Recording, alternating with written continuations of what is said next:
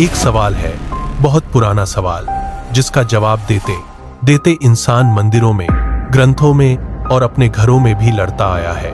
पहले कौन आया, शिव, विष्णु या शक्ति? और सबसे हैरान करने वाली बात यह है कि तीनों सही हो सकते हैं। विष्णु पुराण कहता है कि सबसे पहले विष्णु थे, अनंत, अनादि, शेषनाग पर जल के ऊपर विराजमान।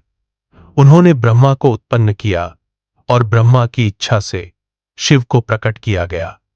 दूसरी ओर शिव पुराण बताता है कि शिव स्वयंभू है, न उनका कोई आदि है, न अंत, और उन्होंने ही विष्णु और ब्रह्मा को जन्म दिया।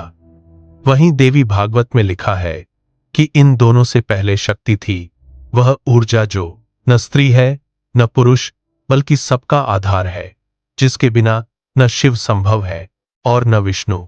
तीन अलग अलग ग्रंथ, तीन अलग अलग दावे, और हजारों सालों से इंसान इसी पर बहस करता आ रहा है। लेकिन क्या यह संभव है कि तीनों ही सच हों? हिंदू कॉस्मोलॉजी में एक अवधारणा है कल्प। 4 युग मिलकर एक कल्प बनाते हैं, सतयुग, त्रेता युग, द्वापर युग और कलयुग। जब यह चक्र पूरा होता है तब प्रलय होती है और सब कुछ समाप्त हो जाता है। फिर से सृष्टि की शुरुआत होती है और वही चक्र दोहराया जाता है। यह ब्रह्मांड केवल एक बार नहीं बल्कि अनगिनत बार बना है। तो क्या यह जरूरी है कि हर बार इसकी शुरुआत एक ही तरीके से हुई हो? संभव है कि हर कल्प में सृष्टि की शुरुआत अलग रही हो। किसी एक कल्प में सबसे पहले विष्णु प्रकट हुए हों और उस समय के ऋषियों ने वही देखा और लिखा। किसी दूसरे कल्प में शिव सर्वप्रथम प्रकट हुए हों और उस युग के साक्षियों ने उसी सत्य को ग्रंथों में दर्ज किया। और किसी तीसरे कल्प में शक्ति, आदि शक्ति सबसे पहले रही हो, जो पूरे अस्तित्व का मूल है। इस तरह तीनों अलग अलग सच्चाइयां हो सकती हैं, 3 अलग अलग कल्पों की।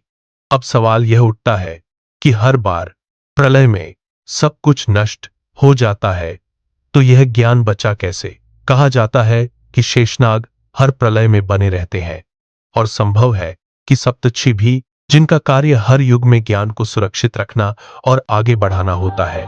शायद कुछ ग्रंथ, कुछ स्मृतियां और कुछ आत्माएं भी इस चक्र से पार निकल जाती हों और अगले कल्प में उस सच्चाई को फिर से स्थापित करती हों।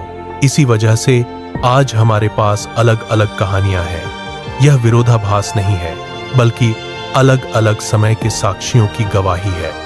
तो अगली बार जब कोई कहे कि विष्णु सबसे पहले हैं या शिव सबसे पहले हैं या शक्ति ही मूल है, तो उनसे पूछना कि वो किस कल्प की बात कर रहे हैं। क्योंकि जब ब्रह्मांड अनगिनत बार बना हो और समय का कोई अंत न हो, तो सच भी एक नहीं होता।